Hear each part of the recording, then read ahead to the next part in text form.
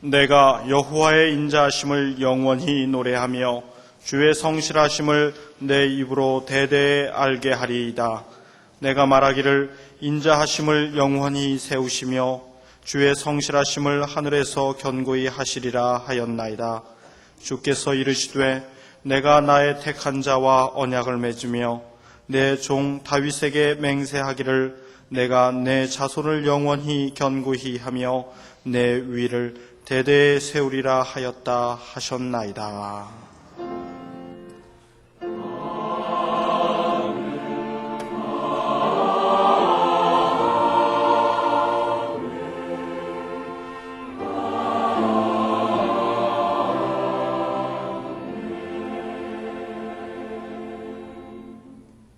하나님께서 우리에게 주시는 구약의 말씀은 출애굽기 23장 16절입니다. 118쪽입니다.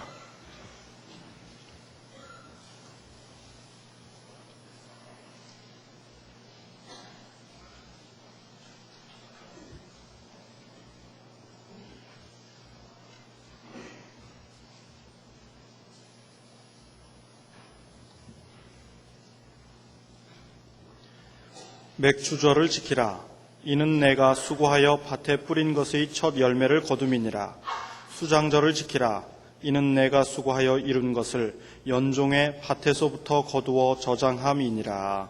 아멘.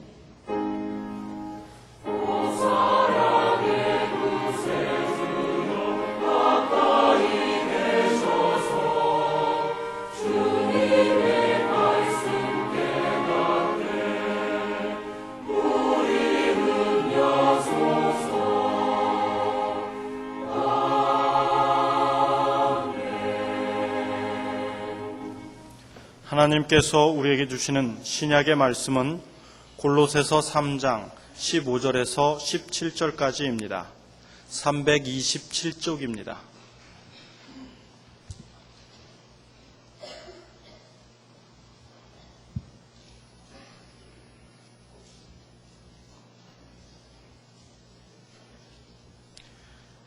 그리스도의 평강이 너희 마음을 주장하게 하라.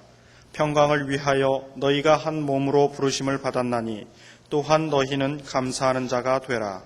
그리스도의 말씀이 너희 속에 풍성히 거하여 모든 지혜로 피차 가르치며 번면하고 시와 찬미와 신령한 노래를 부르며 마음에 감사함으로 하나님을 찬양하고 또 무엇을 하든지 말에나 일에나 다 주 예수의 이름으로 하고 그를 힘입어 하나님 아버지께 감사하라.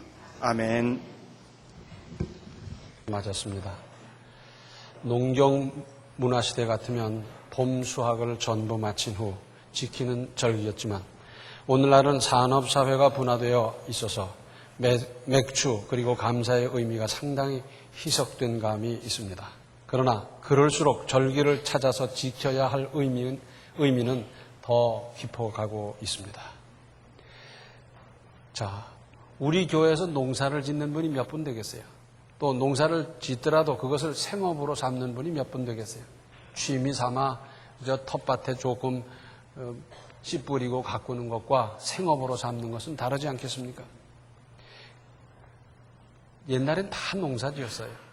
그래서 화제가 그거고 관심이 그거고 그리고 다 같이 수확하고 그리고 수확한 그때 다 같이 감사하고 그랬더랬는데 지금은 직업이 다 다르고 산업이 다 분화되고 이렇게 됐어요.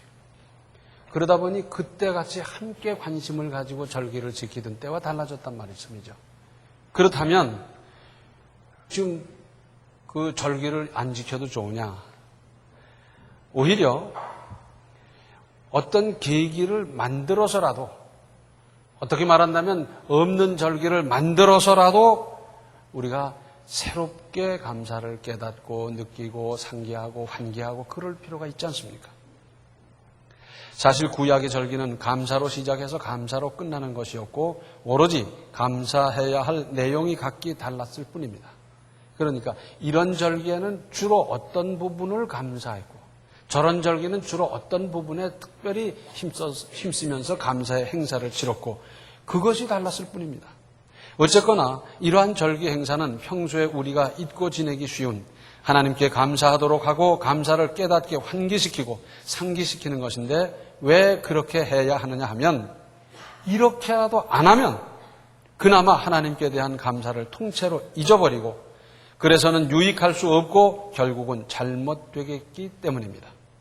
그러니까 절기를 지킴으로 하나님은 영광을 받으시고 감사하는 사람, 감사를 상기하고 다시 감사를 깨달아 무장하는 사람에게는 유익하게 하는 일입니다.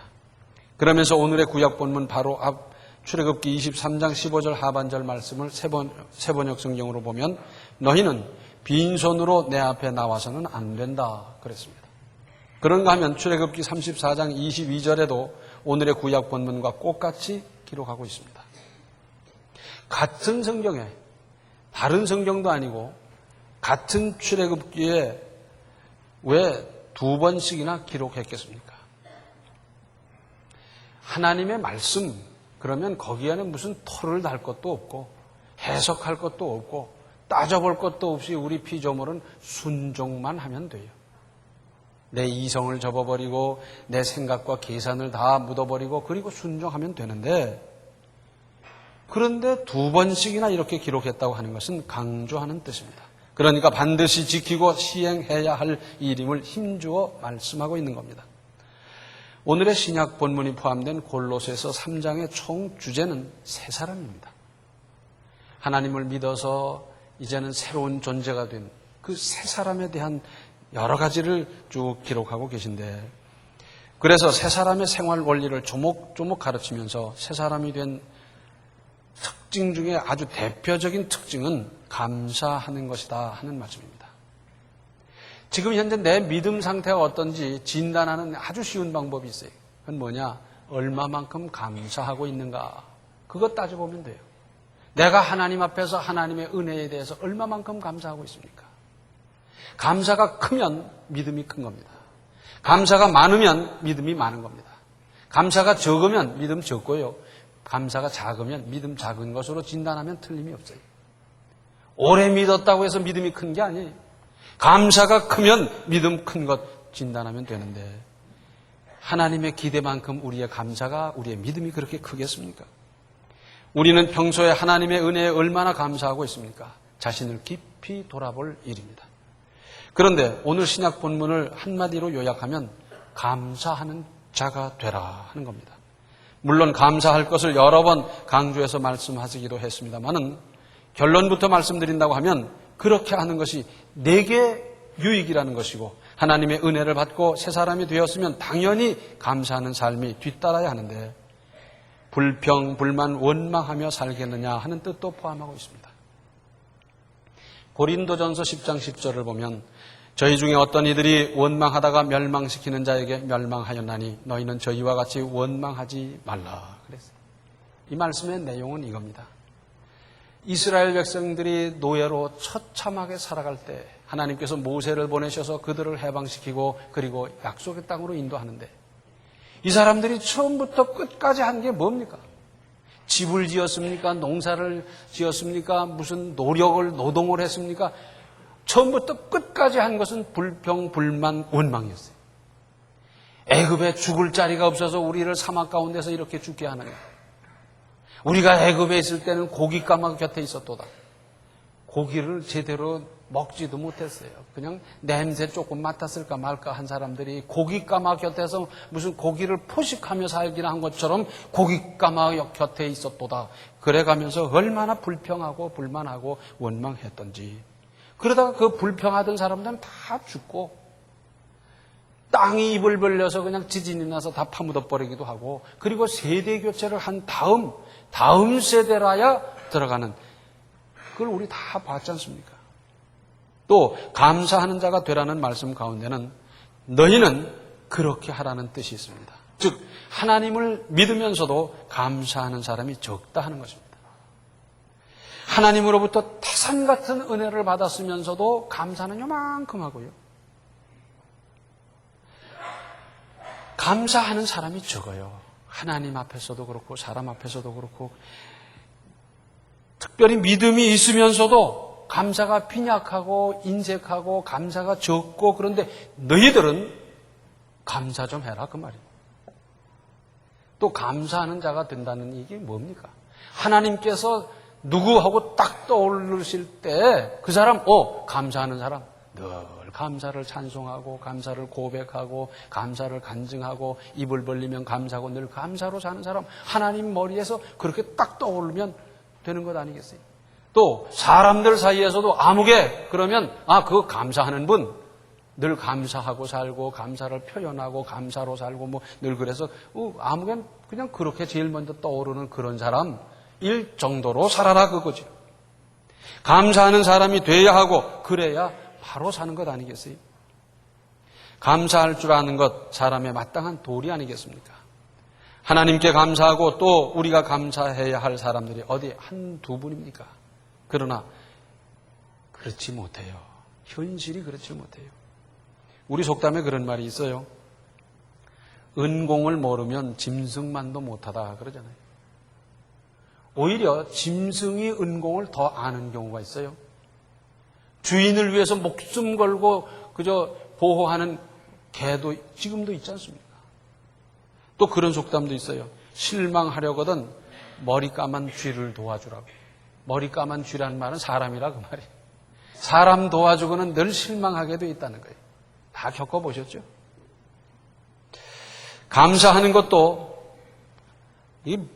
참 중요한 신앙의 덕목이고 인격의 필수이기 때문에 가르치고 배워야 합니다.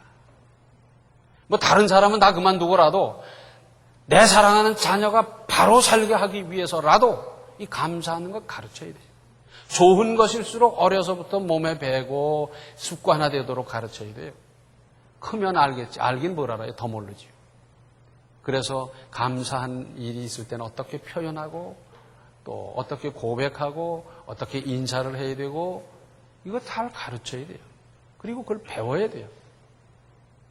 그래서 감사를 크게 느껴도 배우지 못한 사람은 감사를 어떻게 표현해야 될지를 몰라가지고 그것 때문에 당황한 사람들도 있고요. 별 사람이 다 있어요.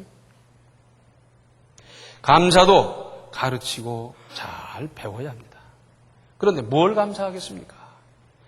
범위를 좁혀서 금년 전반기 동안 받은 은혜를 감사하십시다. 금년 전반기를 한번 회고해 보십시오. 지난 1월에 어떻고 지난 설 때 어땠고 하면서 쭉 회고해 보면 금년 전반기 전체가 전적으로 하나님의 은혜였습니다. 누가 자기 자신 있게 살아온 6개월이었습니까? 한 치 앞도 내다보지 못하는 사람이 무슨 수로 자신 있게 당당하게 살아온 사람이 누가 있어요? 순간순간 그때마다 하나님께서 지키시고 인도하시고 여기까지 오게 해 주신 것 아닙니까? 하나님께서는 졸지도 아니하시고 주무시지도 아니하시고 우리를 보호하지만은 우리가 미처 그걸 깨닫지 못하고 흘려버리고 지나버린 그런 경우는 또한 얼마나 많겠습니까? 농부들은 농사를 지어놓고 다 하늘을 쳐다봅니다. 하늘이 도왔다. 이걸 하나님을 모르는 사람들이 하는 말이고 하나님을 알고 믿는 사람들은 뭐라 그럽니까? 하나님이 도우셨다고 다 그러잖아요.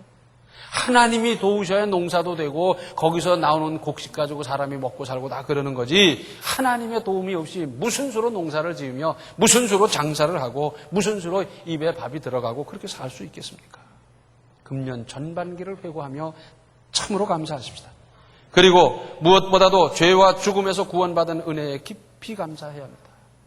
자나 깨나 앉으나 서나 평생을 두고 잠시 잠깐도 잊지 않고 언제나 감사하고 또 감사할 일입니다. 하나님께서는 그때그때 적절한 은혜를 또 주셔요. 그런가 하면 어떤 기도의 제목을 놓고 우리가 간절히 기도할 때 응답해 주시기도 합니다.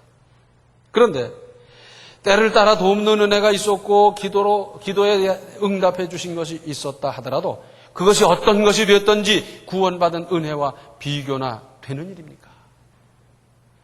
우리가 구원받았다는 이 사실은 참으로 대단한 일인데 이건 뭐 필설로 형용할 수 없는 엄청난 일인데 이건 별것 아닌 줄로 생각하고 그때 주신 은혜 이게 큰 걸로 생각하고 기도에 응답한 것만 좋아하고 그리고 그것을 감사하고 이건 경중을 착각하는 거예요.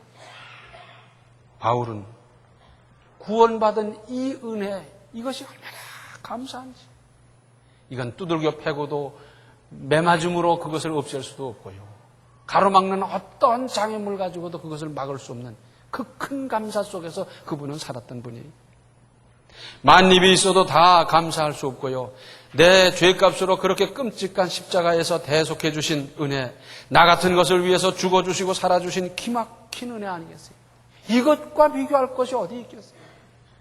이것은 늘 감사하고, 이것은 늘 기뻐하고, 늘 찬양할 일이고, 그리고 나서 그 후에 때를 따라 돕는 은혜 주신 것, 그거 감사할 일입니다. 사실 정말로 큰 믿음은 범사에 감사하는 겁니다. 평소에 늘 일상적인 것, 다른 사람 같으면 그것이 감사인 줄도 모르고 지나쳐버릴 수많은 일들을 하나하나 감사하는 것, 이것이 큰 믿음입니다. 비가 오면 비가 와서 감사하고, 가물면 가문 대로 거기에 하나님의 뜻이 있을 것을, 거기에 따르는 하나님의 은혜와 계획이 있을 것까지를 믿으면서 감사하는 것. 풀한 포기를 보면서 거기에 역사하는 하나님의 능력과 창조와 섭리를 볼 수 있는 눈을 가지고 감사하는 것. 이것이 큰 믿음이에요.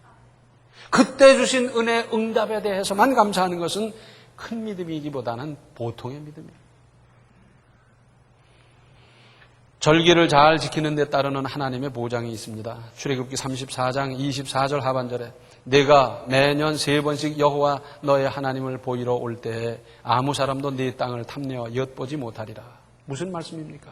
하나님의 은혜에 진심으로 감사하는 사람에게 주시는 하나님의 철저한 보장을 약속하신 것입니다. 하나님을 참으로 감사하면 하나님께서 지켜주시고 막아주시고 형통케 해주시겠다는 약속 아니겠습니까? 그러면 하나님께 감사한 마음을 어떻게 하나님께 표현해야 하겠습니까? 먼저 달란트를 따라 할 일입니다. 자기가 능한 것, 자신 있는 것, 할 수 있는 것, 그리고 하나님께서 주신 재능을 가지고 하는 거예요. 노래를 잘하는 사람은 노래 가지고 하나님께 영광 돌리고요. 글을 잘 쓰는 분들은 작품이나 문필 활동을 통해서 할 수 있고요. 작곡을 할 수 있는 사람은 작곡을 통해서 하나님의 영광을 찬양하고요. 찬송으로. 그리고 우리에게 주신 건강한 몸을 가지고 하나님께 이모저모로 얼마든지 영광 돌릴 수 있고요. 기도로 하나님께 감사를 표현하고 간증을 통해서, 그리고 아직도 구원받지 못한 사람을 불쌍히 여기는 마음으로 전도하고요. 일을 하고자 하는 사람에게 있어서는 할 일이 그렇게 많이 보이지만 일을 안 하겠다는 사람에게 있어서는 안 보이는 거예요. 하나님의 은혜를 참으로 감사하고 깨닫는 사람에게 있어서는 그 감사를 표현하고 감사로 살 수 있는 길이, 방법이 얼마든지 있는 것 아니겠습니까? 그리고 마태복음 6장 21절을 보면 네 보물 있는 그곳에는 네 마음도 있느니라 그랬어요. 내 재물이 있는 곳에 마음이 있다 그 말입니다. 내 음식이 있는 곳에 마음이 있다, 내 의복이 있는 곳에 마음이 있다는 것이 아니라 재물이 있는 곳에, 보물이 있는 곳에 마음이 있다는 거예요. 그래서 그 중요한 것을 하나님께 바치는 건데 누구나 할 수 있습니다. 그런데 다 경제적인 능력의 차이가 있어요. 어느 정도로 해야 하겠습니까? 마가복음 12장 41절로 44절을 보면 이런 말씀이 있습니다. 예수께서 연복궤를 대하여 앉으사 무리의 연복궤에 돈 넣는 것을 보실세 여러 부자는 많이 넣는데 한 가난한 과부는 와서 2렙돈 곧 한 고드란트를 넣는지라. 예수께서 제자들을 불러다가 이르시되 내가 진실로 너희에게 이르노니 이 가난한 과부는 연복궤에 넣는 모든 사람보다 많이 넣었도다. 저희는 다 그 풍족한 중에서 넣었거니와 이 과부는 그 구차한 중에서 자기 모든 소유 곧 생활비 전부를 넣었느니라 하셨더라. 여기에 무슨 설명이 필요하겠습니까? 그리고 사람에게도 좀 감사하며 사십시다. 오늘날에 내가 있기까지 나를 위해서 온갖 희생과 수고를 다하신 부모님은 물론 주변에 여러 어른들이 계시고 가르쳐 주신 선생님이 계시고 그 밖에 나를 도와주신 분, 나를 충고해 주신 분, 이끌어 주신 분들이 얼마나 많이 있습니까? 그런데 그런 분들에게 감사를 표현하고 고백하고 인사하고 예의를 갖춰서 보은을 하고 하는 이런 일에 참 인색합니다. 거기다가 당연한 줄 알아요. 부모가 자식한테 하는 건 당연하지. 자식은 그렇게 생각해요. 그리고 그것이 마치 권리나 되는 것처럼 부모님에게 요구하고 윽박지르고 막 그런 사람들까지 생겨나고 있어요. 그런데 당연하다 하더라도 감사해서 안 될 게 뭐 있어요? 당연하다 하더라도 감사해서 안 될 게 뭐 있어요? 좀 감사를 표현하고 사십시다.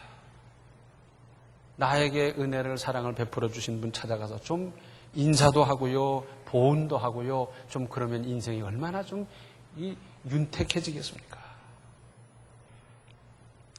감사할 줄 모르는 사람이 그렇게도 많습니다. 저는 최근에도 이런 일로 말미암아 충격을 받았어요. 아주 만정이 딱 떨어져요. 만정이 떨어져 버려요. 그런데 그래도 우리는 그리스도의 사랑으로 베풀고 보살펴야 합니다. 왜냐하면 내가 하나님으로부터 받은 은혜가 얼마나 놀랍습니까? 그래서 그렇고 또 하나는 내가 그렇게 하는 것이 주님께 하는 것이 되기 때문입니다. 내가 그리스도인으로서 믿음이 있어서 그 사람이 내 도움과 사랑과 베품과 희생을 알든지 모르든지 돕는 그것은 주님을 돕는 것이라고 분명히 말씀하셨잖아요. 이게 주님께 하는 것이기 때문에 우리는 이 활동을 멈출 수가 없습니다. 멈출 수가 없어요. 혹 내 도움을 오히려 오해하는 수도 있어요. 그렇더라도 우리는 그것을 멈출 수가 없어요. 왜? 주님께 하는 것이기 때문에. 누구에게 해야 되겠습니까? 누가복음 14장 12절로 14절에는 이런 말씀이 있습니다. 또 자기를 청한 자에게 이르시되 내가 점심이나 저녁이나 베풀거든 벗이나 형제나 친척이나 부한 이웃을 청하지 말라. 두렵건대 그 사람들이 너를 도로 청하여 네게 가품이 될까 하라. 잔치를 배설하거든 차라리 가난한 자들과 병신들과 저는 자들과 소경들을 청하라. 그리하면 저희가 갚을 것이 없는 거로 네게 복이 되리니 이는 의인들의 부활 시에 네가 가품을 받겠음이니라 하시더라. 갚을 수 없는 사람을 돌보라는 거예요. 나에게 갚을 수 있는 사람을 내가 돌보면 그 사람이 나한테 갚아버리면 뭡니까? 상이 없어져 버려요. 그러니까 갚을 수 없는 사람, 어려운 사람, 내 손길을 필요로 하는 사람, 내 마음을, 내 물질을 필요로 하는 그 사람들 도우라는 거예요. 어떤 사람은 참 계산이 정확한 분들이 있더라고요. 우리 집 혼사 때, 우리 집 무슨 애사 때 부조한 거 다 적어놨다가 그래가지고 그 집 결혼식 때 그만큼 탁 갚고 그 집 장례식 때 얼마 탁 갖고 정확하게 그렇게 하는 사람들이 있더라고요. 또 그런 말들을 해요. 아, 그 사람이 나한테 그럴 수가 있나? 그러는데 거기에 들어있는 뜻이 있어요. 내가 그 사람께 꽤 베풀었는데 배은망덕한다는 거죠. 나한테 어떻게 그럴 수가 있느냐? 그런데 거기에는 이런 뜻이 들어있습니다. 자기가 혜택을 받고 은혜를 받고 보살핌을 받아서 자기가 그것을 표현하고 보은하고 해야 될 그 일은 쏙 빼놓고 자기가 찾아먹을 권리에 대해서는 언제든지 눈독을 들이고 있다는 얘기가 되는 거고요. 그런데 오늘 성경 이 누가복음 말씀은 뭡니까? 그런 거 아니라는 거예요. 베풀 적에는 갚을 수 없는 사람 또 갚는다 하더라도 그것은 계산하지도 말아가는 거예요. 그래서 내가 베풀 수 있는 기회 있을 때 형편이 될 적에 뭐든지 내가 기여할 수 있는 방법을 통해서 그렇게 베풀라는 거예요. 그러면 하나님께서 어련히 그걸 다 알고 계시고 계산하시고 하늘에 쌓아두시고 다 하셔서 필요한 때 알맞은 때 적절하게 은혜 주실 텐데 그걸 못 기다리고 못 참아가지고선 그러는데 그거 아니라는 거예요. 우리는 하나님께 받은 은혜가 얼마나 놀랍습니까? 뭐 다른 설명 다 할 것도 없고요. 그거 하나만 가지고도 우리 주변에 있는 분들을 주님께 하듯이 돌보아야 될 필요성, 당위성에 이르는 거 아니겠습니까? 입술에 열매를 짓는 하나님이라 그랬어요. 그래서 내 인생을 어떻게 건설해 가느냐. 참 이건 전적으로 내게 달렸어요. 내가 무슨 말을 하느냐에 따라서 내 인생이 그렇게 건설되는 거예요. 내가 불평불만 하다 보면 불평불만할 일이 그렇게 생겨나고 눈에 뜨이고 그 말만 계속하게 되는 거예요. 감사하는 말을 하며 살다 보면 감사할 일이 생겨나고 감사할 조건이 이루고 감사할 일이 더 많아지고 그렇게 돼 있어요. 이건 뭐 누가 하라 말라 할 게 아니고 누가 만들어주는 것이 아니라 내 인생을 내가 만들어가는 거예요. 왜? 입술에 열매를 짓는다고 분명히 하나님께서 말씀하셨으니까 내가 무슨 말을 하고 살 거냐? 내 팔자 내가 결정하는 거예요. 그래서 사실은 누구하고든지 한 10분만 얘기해보면 그 사람의 내일을 짐작할 수 있어요. 불평하고 불만하고 틀려먹고 어쩌고 저쩌고 하는 사람, 이 사람 뭐 안 봐도 돼. 그런 사람하고는 큰일도 하는 게 아니에요. 아무리 어려운 가운데서도 가능성을 바라보고 거기서 말 한마디를 하더라도 적극적이고 능동적이고 건설적이고 창의력 있게 하는 그 사람과 큰일도 하는 거고 손도 잡는 것이고 뭐 동업도 하는 것이고 그러는 것 아니겠어요? 감사하는 말을 하고 감사를 고백하고 감사를 찬양하고 하는 사람에게는 감사할 일이 생겨나고 감사할 일을 만나게 되고 하나님께서 감사할 일 사람을 붙여주기도 하고 감사할 길을 열어주시기도 하는데 어떤 인생을 사시겠습니까? 감사하면서 더 감사할 일을 늘 만나면서 사는 인생 되시기를 바랍니다. 기도하시겠습니다. 은혜로우신 아버지 하나님, 저희들 감사하는데 참 인색했습니다. 하나부터 열까지 하나님께서 베풀어 주신 것이 없이는 어떻게 살았겠습니까마는 자식을 위해서라면 못할 일이 없었던 저희들 하나님을 위해서 무엇을 얼마만큼 감사하며 살았습니까? 이웃에게 베푸는 데 있어 감사를 표현하는 데 저희들은 참 인색하고 참 저희들 부끄럽게 살았습니다. 이제 깨달았사오니 이제부터 하나님 앞에서 사람 앞에서 참 감사하며 살게 하시고 감사를 표현하고 감사를 증거하고 감사로 노래하고 감사로 하나님께 영광 돌리면서 사는, 그래서 감사하는 자가 되고 감사하는 인생이 되고 감사하는 팔자가 되고 감사하는 운명이 되고 감사하는 미래가 되는 우리의 삶이 되게 하여 주시옵소서. 예수님의 이름 받들어 간절히 기도하옵나이다. 아멘. 하나님의 은혜에 언제나 감사하되 특별한 때는 특별히 감사하십시오. 지금은 생명의 주 예수 그리스도의 은혜와 하나님 우리 아버지의 극진하신 사랑과 성령의 감화 감동 충만 교통하심이 감사를 고백하고 찬양하고 증거하고 감사로 살기로 작정하는 모든 성도들 머리 위에 이제로부터 영원토록 함께 계시기를 간절히 축원하옵나이다. 아멘. 이것이 나의 간증이요 이것이 나의